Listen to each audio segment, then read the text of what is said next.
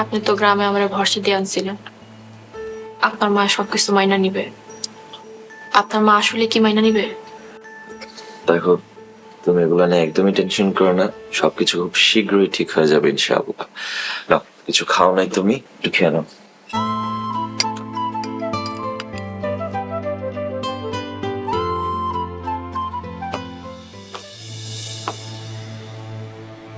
যেই মেয়ে ছোটবেলা থেকে লতা পাতা দিয়ে জাউ ভাত খেয়ে বড় হয়েছে, তার মুখে তুই মোরগ পোলাও তুলে দিচ্ছিস?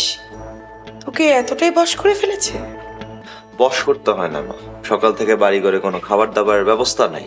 আমাদের কি ক্ষুধা লাগতে পারে না? হ্যাঁ, ক্ষুধা লেগেছে, তাই বলে ফকিনের মেয়েকে তুই মুখে তুলে খাওয়াচ্ছিস? আর আমি যে তোর মা, আমি না খেয়ে আছে, আমার খাবার কোথায়? মা খবরদার, আমার সামনে আমার বউরে কোনো গালিগালাজ করবে না বলে দিলাম। তোমাদের খাবার টেবিলে রাখা আছে, গিয়ে খায় নাও।